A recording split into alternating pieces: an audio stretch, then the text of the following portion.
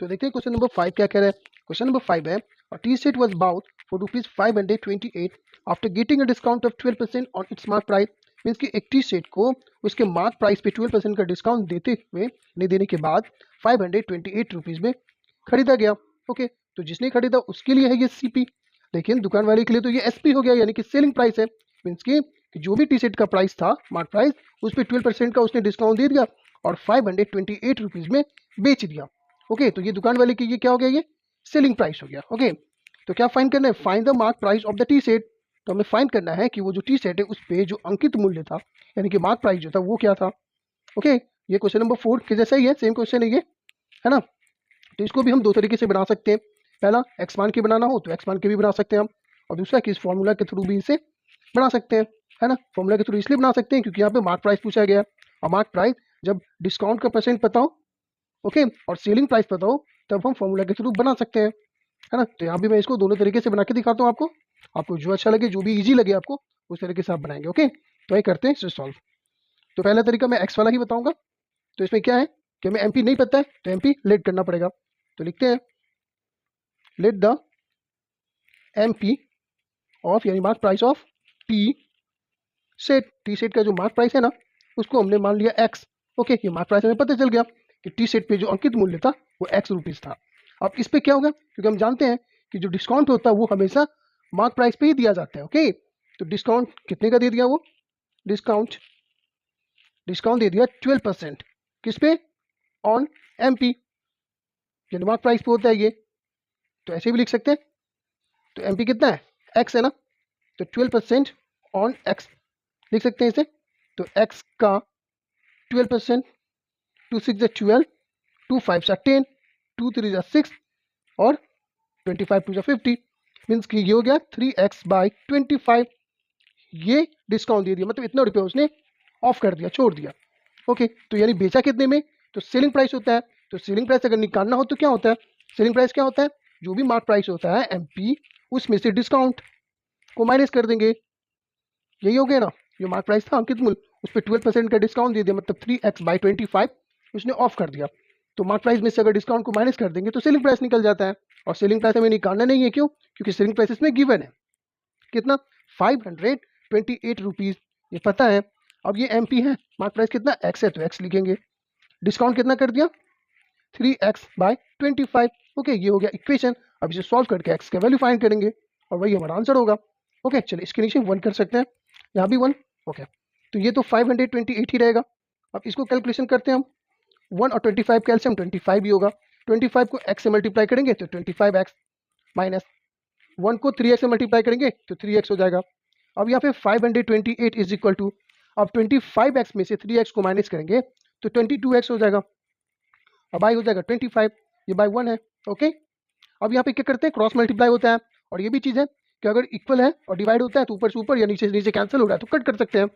तो यहाँ पे देखते हैं, चेक करते हैं, ये कैंसिल हो रहा है ना 2 से, 2 1 2, 2 1 2, 2 2 4, ये 6, ये हो गया 12, तो 2 6 12 और 2 4 8। अब 11 से ये कैंसिल हो रहा है, कैसे, देखिए 11 1 11, और ये 26 है तो 11 2 22 हो गया, तो क्या बच गया 4, यानी 44, 11 4 44, ये भी कैंसिल हो गया पूरा।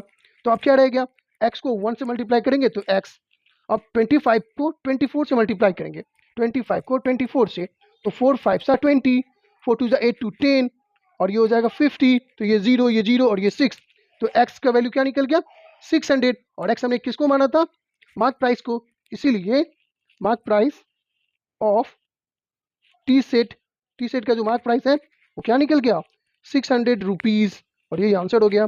आई बात समझ में। तो ये तो था x मान के बनाना। अब इस क्वेश्चन को हम जो फॉर्मूला है ना उसके थ्रू भी इसको बना सकते हैं। ओके, यहाँ पे जगह मैं यहीं पे करके दिखा देता हूँ। ओके, चलिए और लिख देता हूँ। ओके, तो इसमें क्या क्या गिवन है, सबसे पहले वो लिखते हैं। तो देखिए, सेलिंग प्राइस इसका कितना है 528 रुपीज में उसने बेच दिया 12% का डिस्काउंट देने के बाद। ओके, और डिस्काउंट कितना है वो भी लिख देते हैं, डिस्काउंट है 12% का। ओके, और फाइन क्या करना है हमें, एमपी, सिंपल है।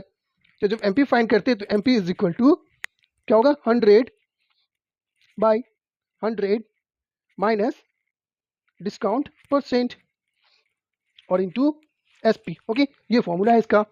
कब? जब हमें सेलिंग प्राइस पता हो और डिस्काउंट परसेंट पता हो तब। तो ये हो गया फॉर्मूला। आप करते हैं इसे पुट, ये एक्स 100 का 100 हो जाएगा और ये 100 माइनस डिस्काउंट परसेंट कितना है, 12% डिस्काउंट है, इंटू सेलिंग प्राइस 528 है। ओके, नेक्स्ट स्टेप यहाँ कर देता हूँ। तो ये 100 का 100 हो जाएगा, 100 में से 22 को माइनस करना है। यहाँ पे क्या करेंगे, 100 में से 22 को माइनस, सॉरी 22 नहीं है 12 है, इसको माइनस करेंगे तो क्या आएगा 88 इंटू 528। ओके, अब इसे कैंसिल करते हैं।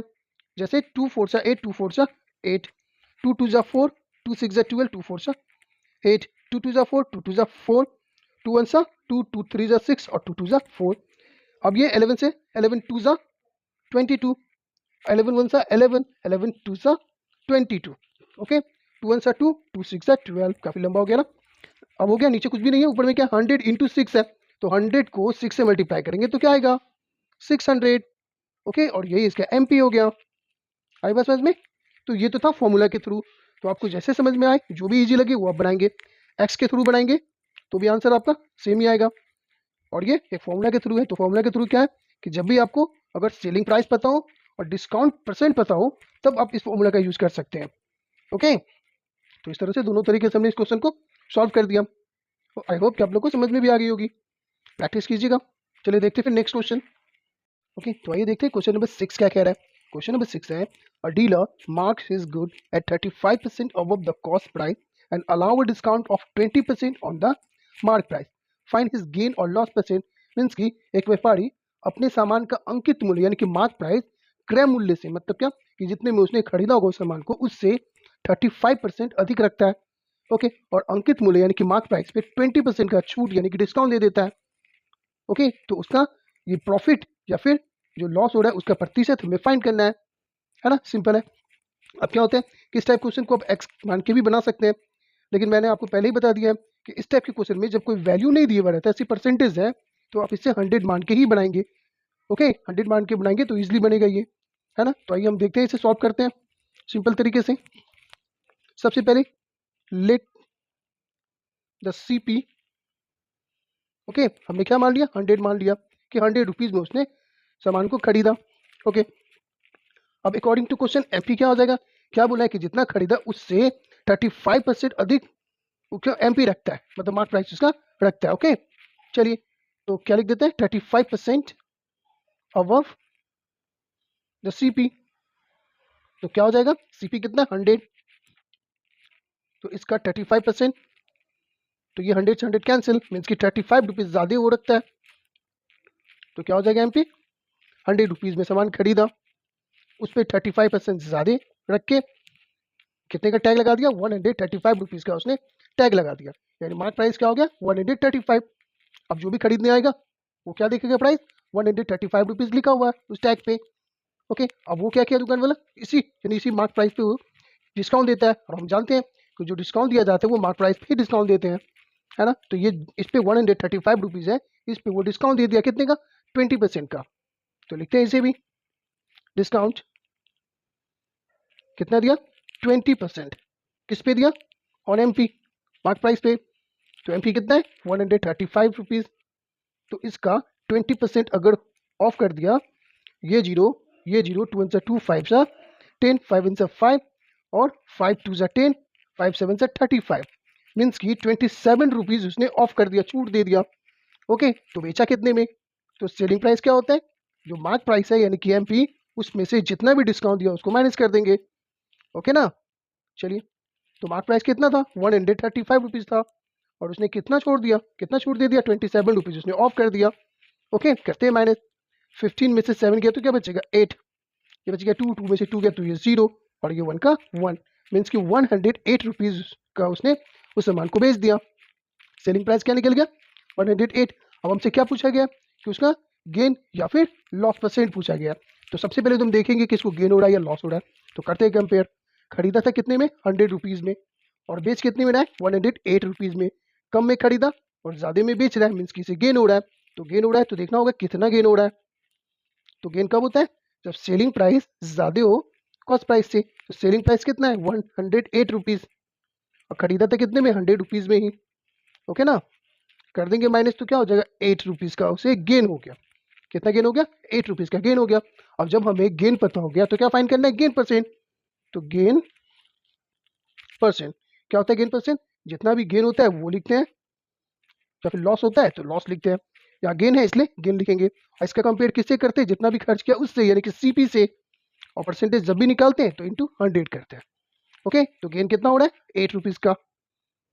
सीपी यानी खर्च कितना किया था उसने, 100 रुपीज़, तो ये 100 और इंटू 100, तो ये 100 से ये 100 कैंसिल, तो क्या बच गया, सिर्फ 8।